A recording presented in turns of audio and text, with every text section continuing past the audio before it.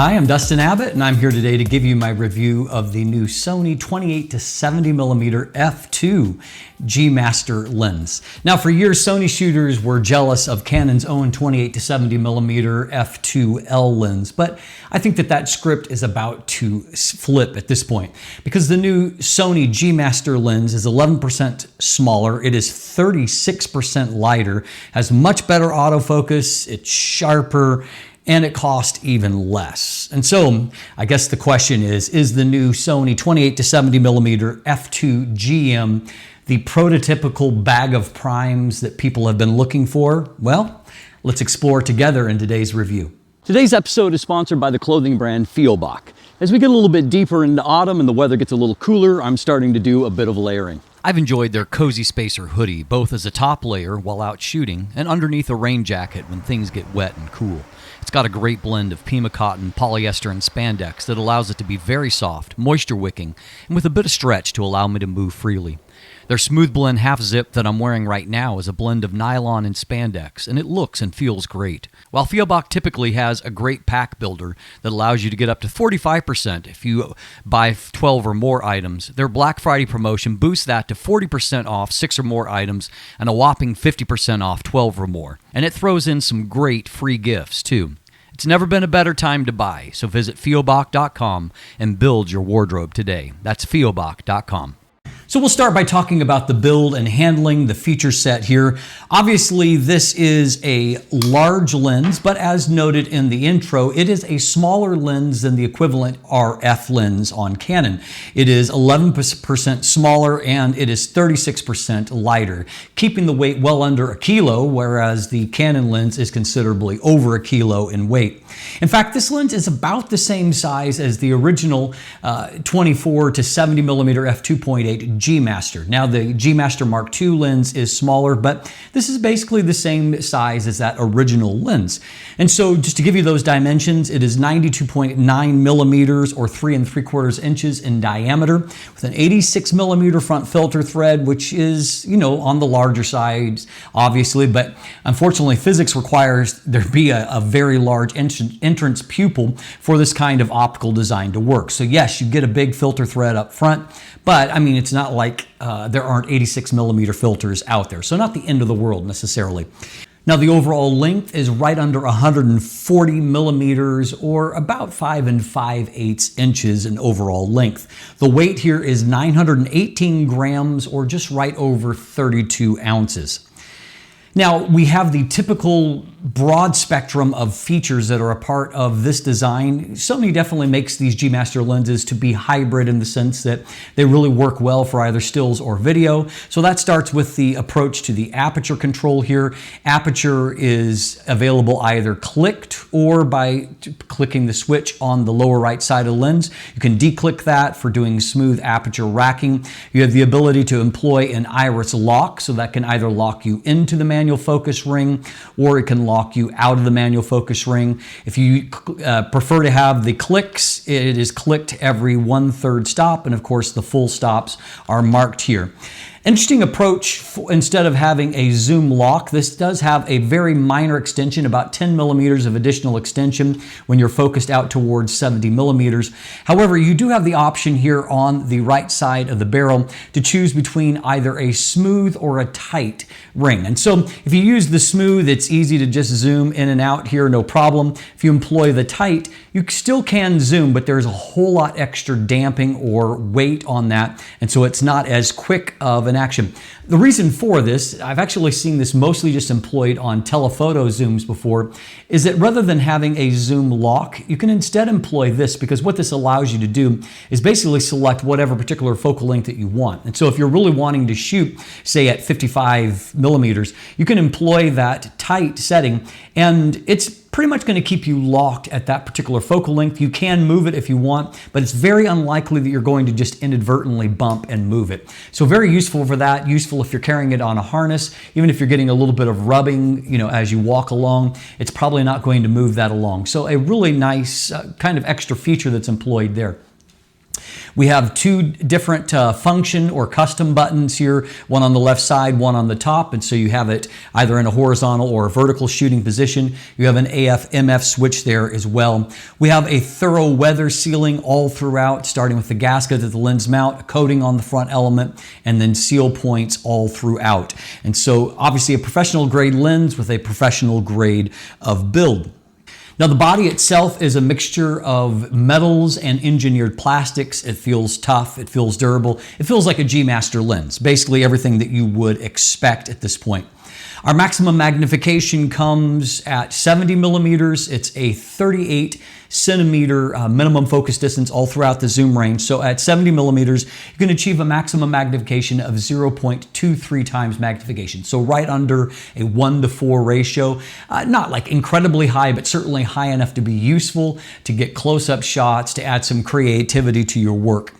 Now the included lens hood here, it not only has a locking mechanism, it also has a place where you can access filters when it's mounted. So if you're using a circular polarizing filter or something similar, you can reach in there and you can rotate it without having to reach in from the front. It also comes with the typical nylon pouch that is included with G Master lenses like this. The aperture iris itself has 11 blades, which allows you to have a nicely circular aperture, but also means that when you stop down to small apertures, you're going to get a 22 pointed sun star that at 28 millimeters, it looks pretty good, as you can see here. Overall, a very nice level of build, and while the final price has not been released as of the day that I'm doing this review, I expect it to be somewhere in the $2,800 to $2,900 US range, making it somewhere between $100 and $200 cheaper than what the equivalent Canon lens is. So overall, a very nice package here that manages to be smaller and lighter, but as we're about to see, even higher performing. That higher performance starts with the autofocus design. I really applaud what Sony has done with their kind of more exotic type lenses. Those are the lenses where in previous generations, autofocus would be slowed down, more sluggish, rougher. But now what we're seeing is that by them employing multiple focus motors, in fact, in this case, we have 4 of their XD, which stands for Extreme Dynamic Linear motors that are employed here. And so with those 4 motors, it means that it provides enough thrust to make autofocus really as fast as a good telephoto lens. In fact, they've designed this lens where it can keep up with the 120 frames per second when shooting with the A9 Mark III, for example, or for those that are video shooters to have real-time autofocus, even if you're shooting at 120 or even 240 frames per second during video capture. So having all of that thrust means, as you can see here, that your typical autofocus changes are basically just instantaneous. It goes from one point to another, no drama in between, no obvious movement at all. It just does it. And so autofocus is extremely fast, it's extremely quiet, it's extremely smooth. And thus it is great whatever you're doing. If you're trying to capture action, for example, like the basketball action that I've captured here, plenty of speed there to keep up shooting on my Alpha 1. Also, if you're wanting to shoot portrait sessions, you have the ability to lock onto the eye, or in wedding scenarios where you're going to get just well-focused results, even in lower lighting conditions. I didn't really see any slowdown. This lens is really fast and autofocus is fantastic. So for stills, you're going to be delighted with the lens's performance when it comes to stills, and you will be equally delighted when it comes to the video performance. First of all, while this lens isn't perfectly parfocal, it is very close to it. Close enough that even if you were in manual focus and you were just doing a zoom shot, you probably would be okay. But if you have autofocus engaged, as you can see here, it is so smooth in making whatever little micro adjustments it needs to that you really just don't notice autofocus at work. So as a byproduct, you're able to get really good performance that allows you to have something very similar to a parfocal type experience. That smoothness of the focus motors carries on to the focus pulls. And as you can see here, they're really beautifully damped, very confident going back and forth, but they're not jumpy. It's a nicely smooth experience there. You also will see that there's extremely low focus breathing, and that's with focus breathing compensation turned off. Obviously, whatever little tiny bit is there, you could eliminate by turning that on in your camera body. I will also note that that translates to a it really stood out as being exceptional in my hand test, in that not only is it confident transitioning from the hand to the eye and back, but because focus breathing is so low, there's no obvious focus change. It's just as if the hand's in focus, then the eye's in the focus, then the hand's in focus. It's really, really great performance. I can see this being a great lens for if you're wanting to do interview type shots and where you're pulling from one subject to another. Very, very smooth performance when it comes to that.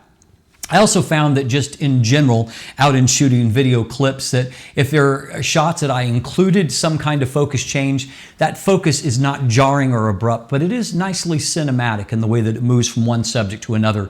So if you're wanting to use autofocus during video capture, this is really about as good as what I've seen. I also have been filming another number of my video episodes for this channel. Obviously, I couldn't advertise that I was using it since the lens was still under embargo, but I've had perfect results for that. It's locked on perfectly on my face. The footages look really nice and crisp. So it's a great video lens as well. So how about the image quality? Now I'll give you an overview here and there will be a deep dive breakthrough at the end of the video. Optical design here is 20 elements in 14 groups. That includes a lot of different exotic elements. For one, it includes 3 of Sony's kind of unique extreme spherical elements. They're XA elements. 3 is the most that they've ever put in any optical design before. It also has 1 extra low dispersion element, 3 super low dispersion elements, and then 3 normal aspherical elements as a part of that. What I found that has stood out to me about this lens is that even when you're shooting at the wider focal lengths, even like 28 millimeters, you can see from this shot, for example, that there's just really good three-dimensional pop. If you're in that range of 2 to 3 meters, 8 to 10 feet, I just found really good three-dimensional pop with a background that is blurred out and a subject that really stands out. So really great micro contrast all throughout. I also noted that when it comes to the fact that they stayed at 28 millimeters rather than trying to go to 24 millimeters means that there's a payoff in terms of the optical performance. There is very minimal barrel distortion at 28 millimeters, a +8 to correct, nothing significant at all. Vignette is really surprisingly low, just a +15 to correct, so that really big front element certainly pays dividends here. At the 70 millimeter telephoto end, there is a minimal pincushion distortion. I corrected with a -3. Again, vignette, very, very low, just a +16 to correct, so well under a stop on both the wide and telephoto ends. Very impressive. I found very minimal amounts of longitudinal chromatic aberration. There is a little bit of fringing there, but not enough that I really noticed it much in real world shots. I basically spotted no lateral type chromatic aberrations near the edge of the frame.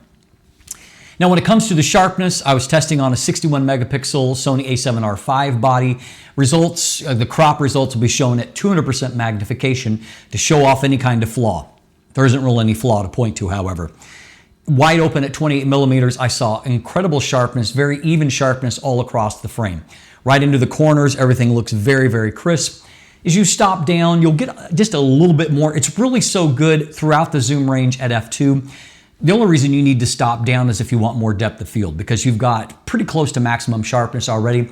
You'll get a tiny bit more contrast as you stop down, but that just means that landscape shots look fantastic, whether you're shooting at wide apertures or shooting at more narrow apertures. It all looks fantastic.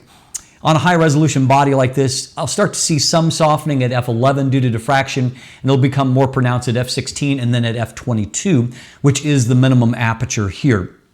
Moving on throughout the zoom range, I found that 35 millimeters had slightly better corner performance and about equal performance elsewhere. 50 millimeters, if anything, was just even a little bit better. Really, really impressively good. And then 70 millimeters was basically as good as 50 millimeters. It's a really, really consistent performance all throughout. It's incredibly sharp, incredibly good contrast. Now, typically when I'm evaluating a lens like that, my concern is the lens that is so well corrected is going to kind of lose its personality when it comes to the rendering. I was pleasantly surprised here, however, and I felt like the rendering was really quite good. I liked just the look of images. Apart from the technical excellence, I feel like there is some nice rendering, some soul to the lens. Colors are very nice. The bokeh, as you can see, is really quite soft and creamy. And I like the fact that I felt like bokeh quality was good throughout the zoom range, not just on the telephoto end of it. I really felt like it performed really, really nicely. I also found that chroma control was very good. An opportunity to shoot stars, and I found that there was basically no chromatic distortion near the corners of the frame. So really good performance there, even zooming into 70 millimeters for a different kind of look. Again, I felt like the performance was quite good there. So is the lens perfect? Well, not quite. I did find one area where I felt like it lacked some, and that's when it comes to flare resistance. At both wide apertures here at f2 and then stop down to f11, there's a surprising amount of both ghosting and veiling. And particularly the ghosting is a problem for me. You get those blobs of color. It's hard to eliminate those out of images. So you're gonna have to be a little bit careful when you have a backlit subject, the way that you compose, the way that you shoot, so that you can minimize that rather than maximize it in your shots. So my conclusion is this: outside of that one area when it comes to flare resistance, this is a really exceptional lens. I would say that it really delivers on the concept of delivering really prime-like results, all throughout that zoom range. I think it could legitimately replace, a 28 millimeter lens, a 35 millimeter lens, a 50 millimeter lens, maybe not an 85, it's not quite there, but all the way up to 70 millimeters. It's incredibly useful and delivers just incredible results, which I think that there are only a handful of primes out there that could either match or exceed. So really, really great results. I like the 3D pop. I like the overall rendering. I like the bokeh. And of course, the sharpness is fantastic through the lens. So yes, it is a lot of money at the end of the day, but it also could legitimately replace multiple primes in your bag. And for those portrait or wedding photographers or even event photographers that want extra flexibility with that, I think that they'll love the lens, provided that they have a nice thick wallet to pay for it and nice strong shoulders to carry the weight of it throughout a day of shooting. Now, if you want more information, you can check out either my full text review that's linked in the description below, also links there to an image gallery and some buying links. And if you want a deeper dive into the optical performance, stay tuned with me right now. Let's jump in and take a look. All right, let's break down the details here. So you can see, starting with distortion and vignette at 28 millimeters, you'll notice that vignette is so light that it's really basically a non-factor. There is a bit of barrel distortion, as you can see here. Nothing too extreme. I used a +8 to correct for it here. And that correction itself is not perfect. There will be obviously a correction profile that'll do a better job than that, but not bad overall. And for vignette, it was only a +15 to correct, just very, very low. No issues there. Now, when we move towards the telephoto end, you can see that that's inverted to a little bit of pincushion distortion. You can see here again on the right side, this is a manual correction, a -3 to get to this point. Again, it's not 100% perfect, but out in real world use, it would be perfect enough that you probably would never notice that. I will also note that when it comes to portraiture, a little bit of pincushion distortion like this is actually good. It's flattering and makes people look a little bit slimmer, and so people tend to like that. Also, you'll see once again that vignette continues to be a non-issue, just a +16 to correct for it here. Now, when it comes to longitudinal style chromatic aberrations that come before and after the plane of focus, you can see really not a whole lot to see here. Very, very little fringing to pick up on either direction. You can see here in a real-world shot that there is, on these really reflective surfaces, there's a little bit of a green fringing there. Nothing too significant. And, for example, in a shot like this, which has a lot of high contrast edges, you can see that the micro contrast is just fantastic. And there's very little fringing. I see just the tiniest bit of a blue-green after the plane of focus, but I don't think it's significant enough to be any kind of negative impact. Certainly nothing showing up in the specular highlights that are completely defocused there. What you end up as a result of this is really, really fantastic. I would say exceptional micro contrast. And so as I look at the textures here and how clean they are even at f2, I'm really, really impressed. This is definitely a better resolving of all of like the little grains and scratches in the metal here. Really, really impressive end result. Likewise, in a shot like this, where you're shooting through this layer towards very bright beyond, there's lots of opportunities along these edges for there to be lots of fringing, which I've seen on weaker lenses. You can see that the micro contrast and detail is fabulous, and fringing is just really a non-issue there. Likewise, when it comes to lateral style chromatic aberrations, even here at very high magnification, this is about 200%, and no correction enabled, you can see that there really isn't anything to point to. It's almost perfectly clean. So of course, all of that points towards a very high resolution and contrast in result. And we can see here 200% magnification, 61 megapixels. Center of the frame looks flawlessly sharp. This is at 28 millimeters f2. You can see here that mid frame looks really fantastic. As we go down here, good performance here. Equally good performance here. You're not seeing any kind of drop off. And as we get towards the edge of the frame, you can see that resolution really just comes right out to the very edge of the frame. Very impressive. So because we're starting at such a high level, stopping down to f2.8, it doesn't make a significant difference. I mean, there might be the tiniest bit of more contrast, but I don't know. I don't really notice a whole lot here. It all looks great already. And looking down towards this side, looking, it's basically equally fantastic. Not a whole lot to pick up here. It looks largely the same. By f4, I would say there's very slightly more contrast that's picking up there. So just a very slightly higher performance. But again, f2 is already so good that you're probably not going to notice this if you're not in such an extreme situation like we are here looking at 200%. That peak level of performance is going to stay through f5.6, and through f8, great landscape apertures. Shooting landscapes, obviously, you're going to get just really beautiful results. I mean, even here where I'm, limited a little bit by the fog in the scene, you can see, however, that the detail and contrast is just stunningly good in the frame. Diffraction will start to show a bit of drop-off by the time you hit f11, and by the time you get to the minimum aperture of f22, you can see that the image is significantly softened due to the effects of diffraction. Now, if we compare 35 millimeters to what we saw at 28 millimeters, we can see in the middle of the frame, they look roughly equal.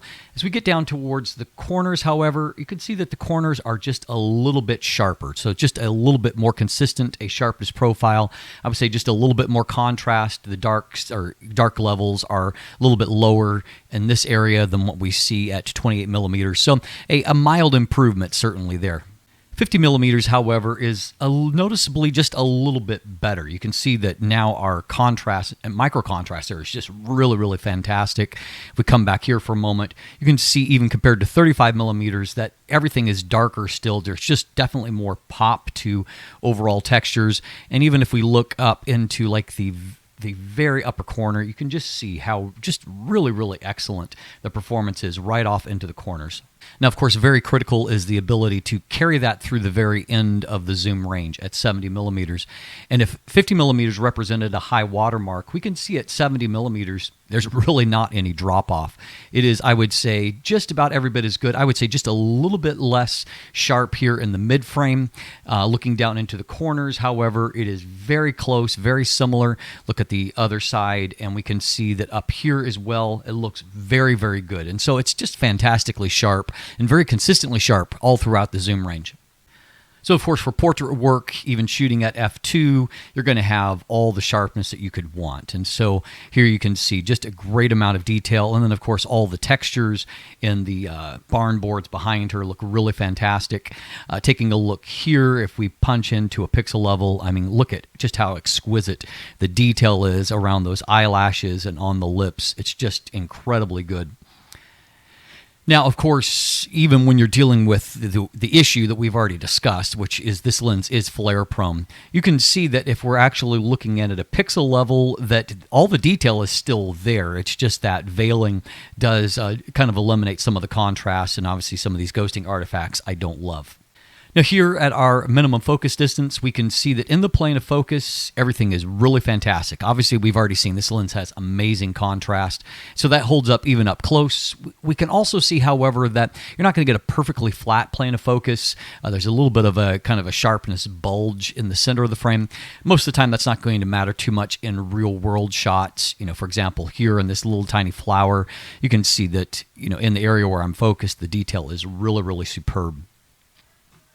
Another shot here with some dried leaves, and you can see here that, again, all that detail right up close looks really fantastic. And, of course, you're able to get a nicely, strongly blurred background. Likewise, in this shot here, we're not seeing any issues with chromatic aberrations that are limiting the sharpness, and so you've got great sharpness here. You can see that shooting at f2, you're going to get a little bit of deformation to specular highlights. Here's a shot at f2.8, again with those lights right towards the edge. For the most part, they're nice and circular here at this stage. And of course, we can see if we look in at the very narrow plane of focus, the detail is just stunningly good. Here's another shot here, which again, it's got both of these things going on here. So, I mean, great detail and contrast. And you can see down here as we look towards the edge, down in this zone, everything's still nice and circular. Up here, nice and circular. It's just right off when you get towards that very edge, you can see that there's a little bit of geometric deformation. As discussed, we can see that it's a very good performance for shooting the night sky as well. So star points are obviously very nice and crisp. As we move towards the edges, I see very, very little coma there. It's really impressive actually how little is there. It's a really great result. And if we zoom in further here at 70 millimeters, not necessarily what you would always choose, but it works just fine. And if you want a tighter view of the night sky, still working good. I would say just a tiny bit more coma here than what I saw at 28 millimeters, but still a very strong performance. The flare is not strong, and actually I'm a little bit surprised by how much flare is present here, and so that certainly is going to be an issue if you're shooting at this is at f11, and so you can see that ghosting pattern really well defined. But even if I just open wide up to f2, you can see that there's still that ghosting pattern present along with a little bit more veiling there. Here, it's better because even though I'm shooting at f11, I've blocked a lot of the sun through the tree, and so that I could get a better look at the sunburst effect, which looks pretty decent in this shot. But even still, you still see some of that ghosting pattern there. So obviously, that is the one area of weakness in what is an otherwise a pretty flawless optical performance.